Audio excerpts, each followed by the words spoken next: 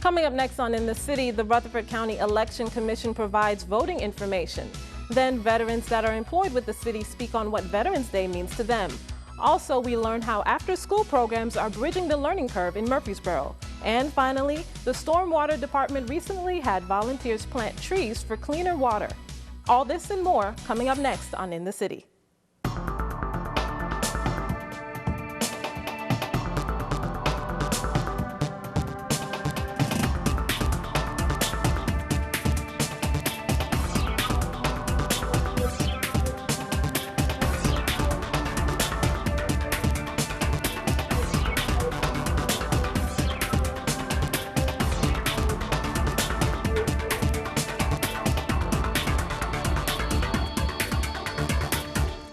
Hello and welcome to another edition of In the City, your source for what's happening here in the city of Murfreesboro. I'm your host, Fadia Patterson. The big election day is November 6th, and the Rutherford County Election Commission provides some information about early voting as well as the day of election.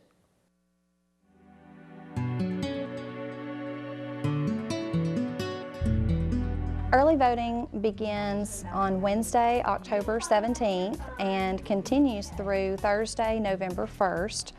And in Rutherford County, we have 6 locations throughout our county, 4 of which are located in Murfreesboro. Here at the main office on the public square, we will be open Monday through Friday from 7 a.m. to 7 p.m. And the first Saturday, which is October the 20th, we will be open from 8 a.m. to 12 noon. The second Saturday, we will be open from 8 a.m. to 4 p.m., and that's October 27th. The other 5 locations throughout the county, 3 of which are in Murfreesboro, 1 is in Smyrna and 1 is in Laverne, those locations will all be open Monday through Friday from 11 a.m. to 7 p.m.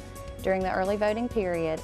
And on the Saturday hours, they will be the same as here. October the 20th will be open from 8 a.m. to 12 noon, and October 27th, they will be open from 8 a.m. to 4 p.m.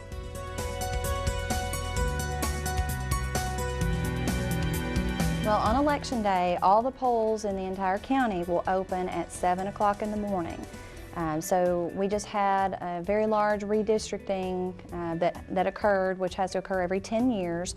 And everybody who is an active registered voter in Rutherford County should have received a new voter registration card, which will tell the voter where he or she has to go vote if they go vote on Election Day. We do have other options for voting besides early voting and Election Day voting.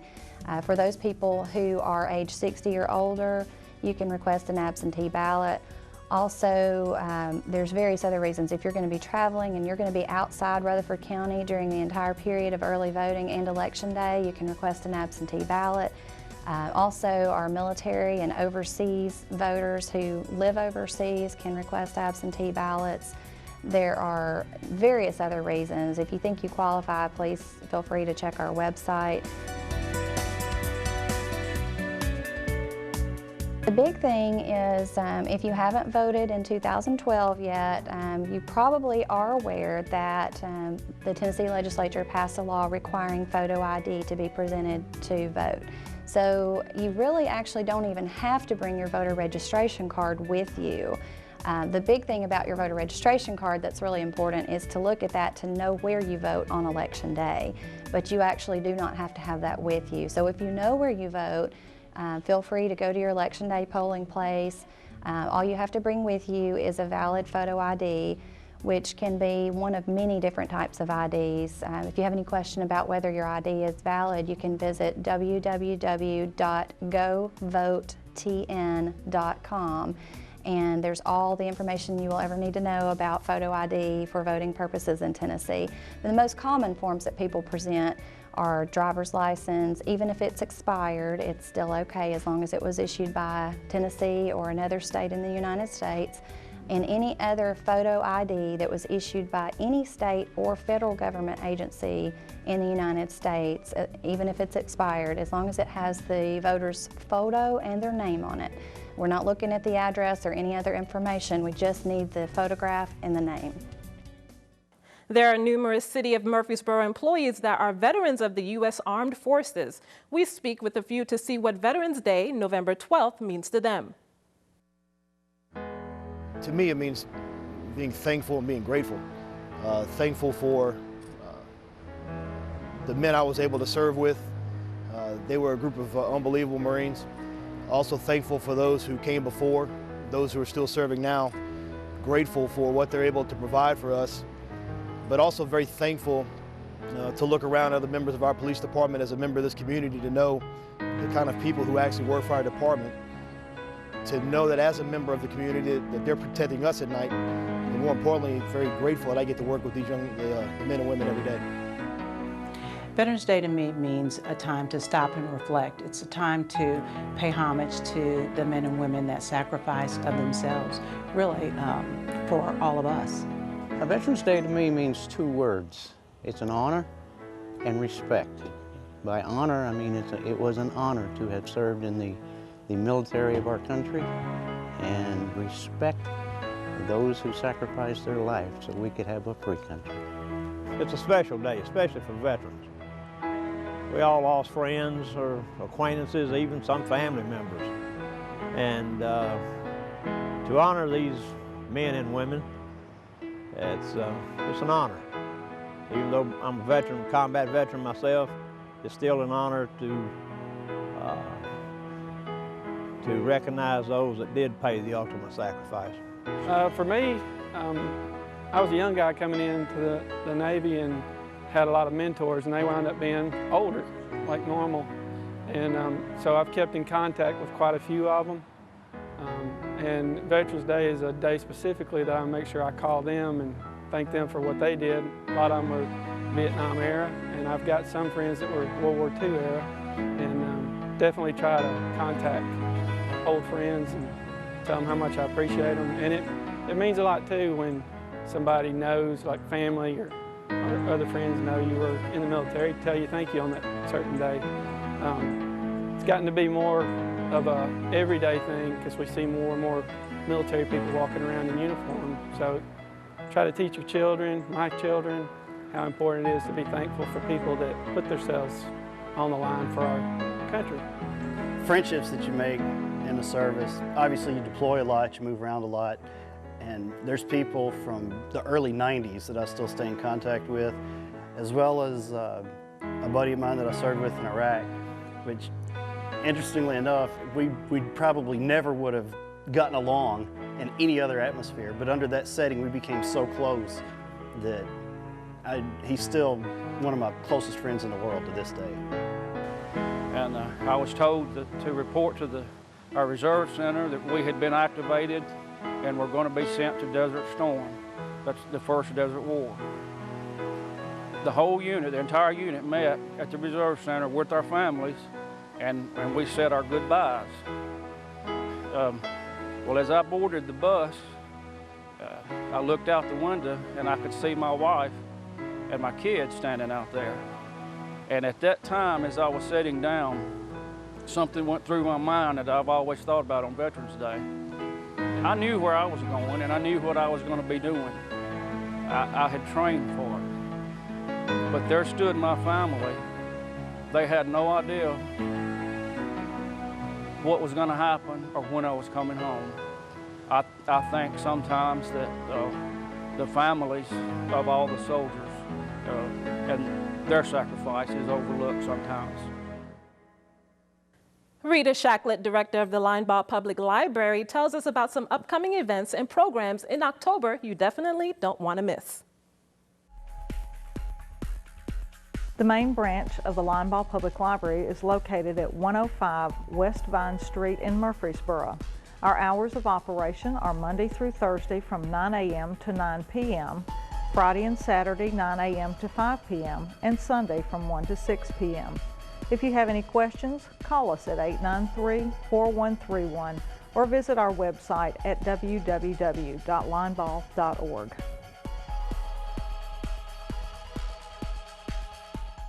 Have a Nook, Kindle, or other e-reader device?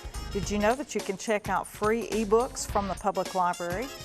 Reads, Tennessee's regional ebook and audiobook download system, has a wide selection of more than 25,000 ebooks and audiobooks to choose from.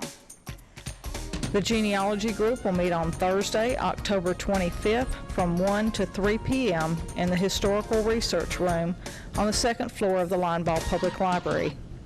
This meeting is free and open to the public. The Women for Peace and Justice book group will meet on Wednesday, October 24th at 10 a.m. to discuss Watership Down by Richard Adams and Road Might Lead to Anywhere by Rachel Field.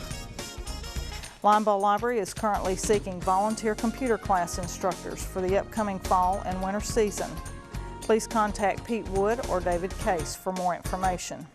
Tuesday, November 6th from 10 to 1, local author David Pierce will be selling and signing his books at Linebaugh.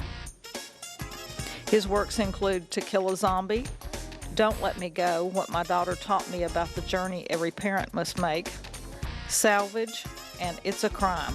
Linebaugh Public Library has a wide variety of book clubs that are free and open to the public. All clubs meet in the boardroom on the second floor at Linebaugh Library. Selections for November will be posted on our website at www.linebaugh.org. Join us at MGL Library for story time at 9 a.m. and 9:30 a.m. each Tuesday and 10 a.m. each Wednesday for preschool-aged children. Activities include storytelling, music, and more. MGL offers a story time exclusively for parents of children who are attending morning exercise class on Thursdays at Patterson Center. The story time is on Thursdays at 9 a.m. The Nashville Ballet will be at Smyrna Library on November 7th for the 10 a.m. story time to perform their program Honk, the story of a prima swannerina. Saturday, November 10th at 12 p.m., the Smyrna Writers will host a program called Planning the First Draft of a Novel or Screenplay. Smyrna Writers will also be meeting on November 24th at 12 p.m. for peer review and discussion. Smyrna's teen programming for November will be Try Before You Buy Gaming, to be held at 2:30 p.m. on November 10th.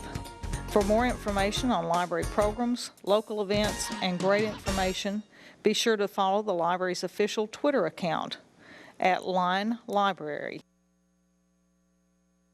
Children within the Murfreesboro community have numerous opportunities to extend their learning through after-school programs. Thanks to the city school system, these programs continue to enforce the standard of educational excellence that Murfreesboro is best known. According to Education Week, after-school programs are often seen as an effective way to keep children safe and supervised. Melissa Whitehair is an ESP site director at the Scales Elementary Shine program. Our Shine program is an after-school program centered around fun and hands-on learning activities. Our program is so important to our students, especially for those who have working parents and need somewhere to go after school. We really provide a safe and structured learning environment for them, and it just really extends their learning day. Parents benefit tremendously from the program that was created with them in mind. It was a 1986 legislation that sparked the first after-school program. Today, they exist in 12 of the Murfreesboro City schools and have expanded to other facilities. We have ESP, Extended School Program, is wonderful because a parent is able to leave their child at 6 in the morning, they can get breakfast, and they can come back at 6 in the afternoon. Children in the Franklin Heights community have a second home in the Family Learning Center. Instead of doing their assignments at home, children come to the center for tutoring, homework help, mentoring, fellowship, and laughs, of course. Here at the Family Learning Center, education is a community effort. When they first come in, they check in. I check to see if they have their homework folder because they're in a point system. The reward of such programs are far greater than any point system can measure. The children are nurtured in a learning environment that is non-competitive and non-exclusive, all the while bringing a smile to each child's face. Since my dad's a drummer, it's really fun to play with the drumsticks and move around and have fun. For City TV, I'm Fadia Patterson. Parents are encouraged to volunteer their time and ideas for these programs. Students may choose to participate in homework or focus skills sessions such as art or music, drama, band, cooking, computer science, athletics, or foreign language. For an extensive look of all that is offered, please visit cityschools.net/ESP. Becky Johnson, the Parks and Recreation Department's Marketing and Special Events Coordinator, stopped by to talk about some great activities coming up. Becky? Hi, I'm Becky Johnson with the Murfreesboro Parks and Recreation Department. We have parks, greenways, and facilities all across the city with lots to offer. Here are some programs and events for you and your family. Barfield Bash. Murfreesboro Parks and Recreation Department will host the 11th annual Barfield Halloween Bash at Barfield Crescent Park on October 24th through 27th.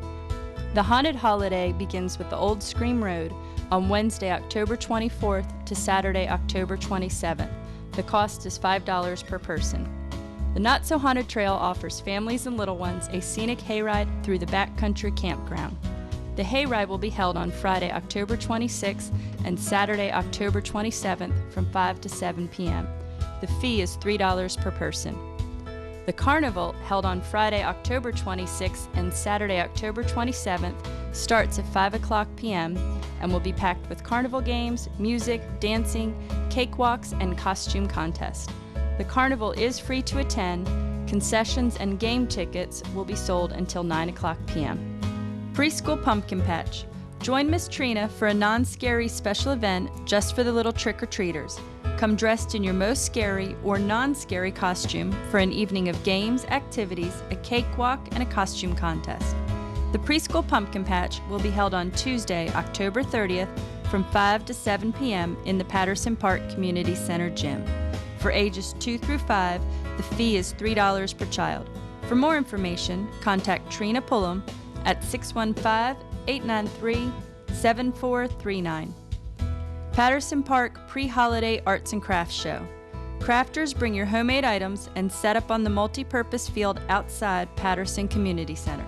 This event is for the whole family on Saturday, November 3rd from 8 a.m. to 4 o'clock p.m. at Patterson Park Community Center. Contact Trina Pullum for more details and an application at 615-893-7439. St. Clair Classics Harvest Dance.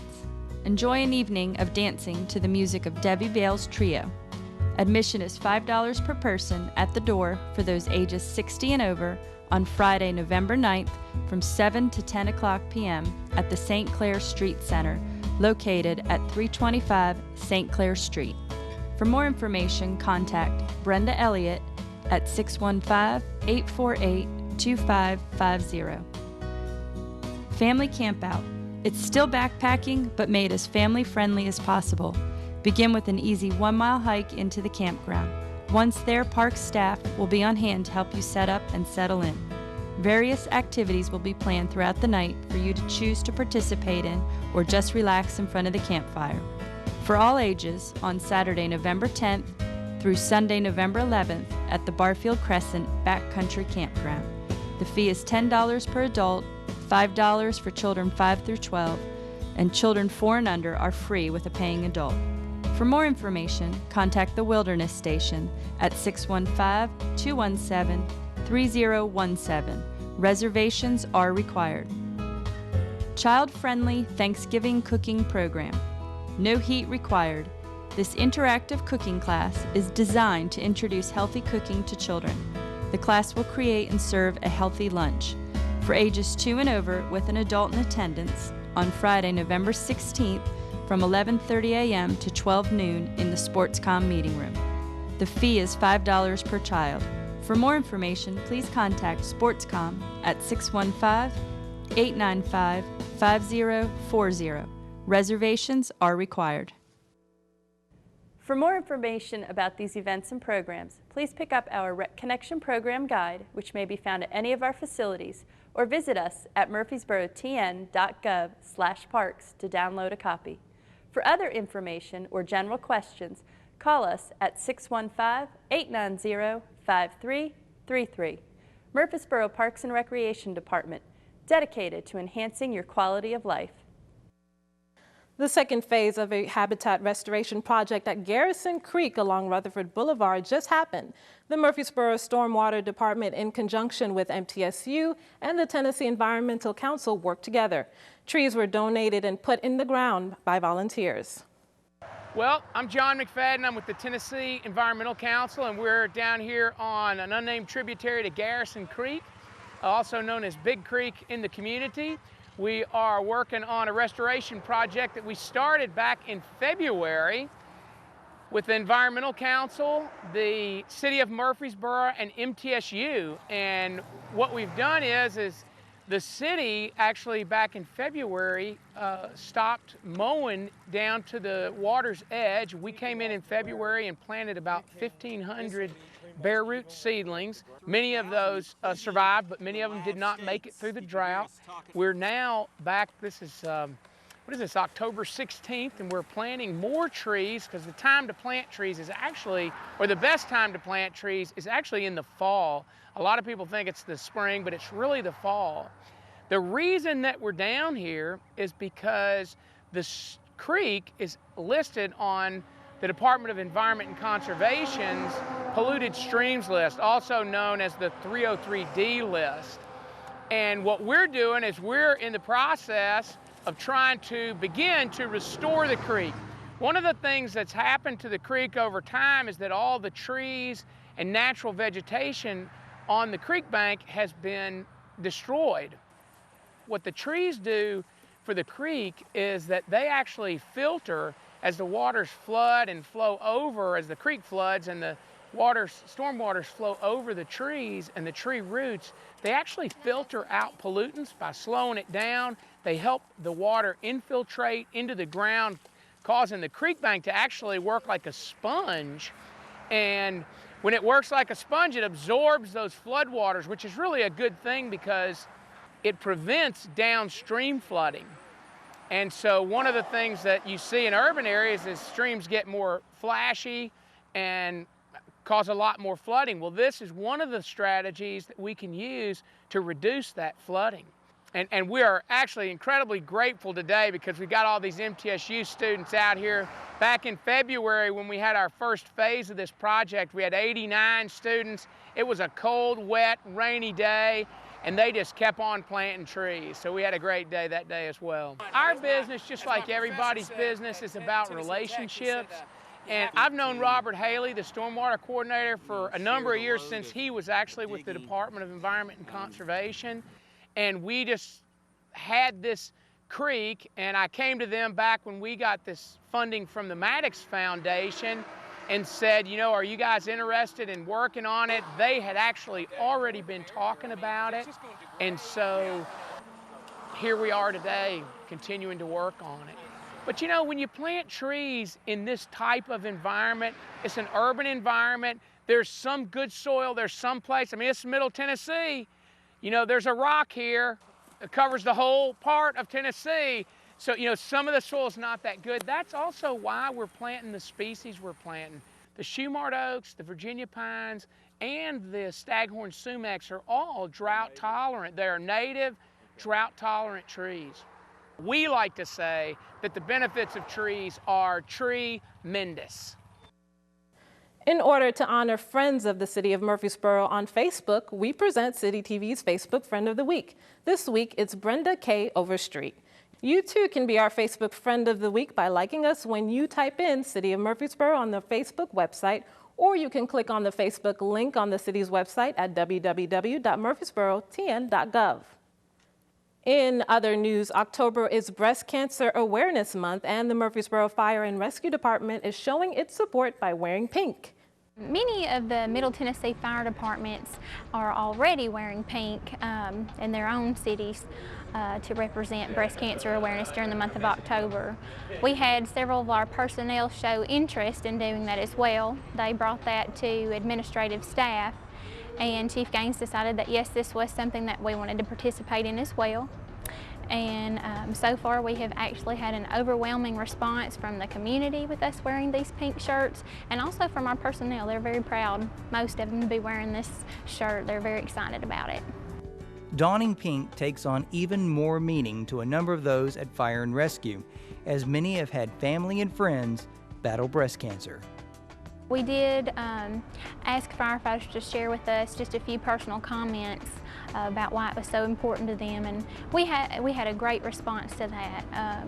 Of course, some are a little shyer than others, but some gave us some very nice testimonies to their loved ones and how much it meant to them to be wearing the pink during this month because of those loved ones. That made it even much more important to them. It means a lot to me to wear a pink shirt this month. I always think of my mother. I lost my mother 8 years ago after she battled breast cancer for 11 years. So this hits real close to home, and it's very personal to me. I think it's huge for the department. We've had a lot of positive feedback, just the first shift that we've worn them, through people on calls and stopping at the grocery store, and how proud everybody is in the community for us to be wearing them. So my mom's a survivor, my mother-in-law's a survivor. I have a really close friend who's battling stage 3 breast cancer right now, so it's huge. Also in honor of breast cancer survivors and victims, a pink balloon send-off took place at Patterson Community Center. Murfreesboro Street Department employees are preparing to make their annual collection of fall leaves. When the leaves begin falling, residents are asked to place the loose leaves within 10 feet off the street so leaf vacuums can reach them. For those who bag their own, they should be aware only biodegradable bags will be accepted. Residents are also asked to keep loose leaves separate from yard waste like brush and limbs because mixing them prevents vacuum collection. Leaves the department collects are trucked to Murfreesboro's mulch site at 4725 Florence Road. Residents may also take them personally to this site. Leaf collection will start sometime in October and end sometime in January, depending on when they start to fall. Please call the street department at 893-4380 for any questions. Our goal here at Murfreesboro City TV is to provide you with local city information 24 hours a day. So if you want to find out what's happening right here in your town, pick up a copy of our program schedule at the Comcast Murfreesboro office, the Linebaugh Public Library, St. Clair Street Senior Center, or the city's website at murfreesborotn.gov. If you'd like a copy via email, send the request to citytv@murfreesborotn.gov. Remember, on the city's website, you have city programs and meetings right at your fingertips, and the City TV channel is streaming live 24 hours a day at www.murfreesborotn.gov. In addition, please visit us on YouTube as we offer a wide variety of programming just for you. National Night Out this year was moved to October 2nd, and the turnout was great. Here's some of the fun that took place. Until next time, I'm your host, Fadia Patterson, and we'll see you soon in the city. I want to welcome everybody tonight to the National Night Out. And the last year we had it in August and it was so hot, but tonight is absolutely wonderful weather. So we want to come out and meet your neighbors, find out what's going on in the community. The city officials here, the city managers here, the fire chiefs here, assistant police chiefs here. We got the press here, and we got all the wonderful citizens here. So enjoy each other, meet your neighbors, and be proud of your community. Thank you very much. Only way to stop crime in the neighborhoods is we want you all to come together and talk with each other. Talk with the police, talk with your fireman, paramedic, and you need to thank them sometime, because a lot of times even their firemen, paramedics, or police officers, or any type of emergency workers, when they leave home, they may not come back. So at least give them a thanks, and let's work together. Have a good night.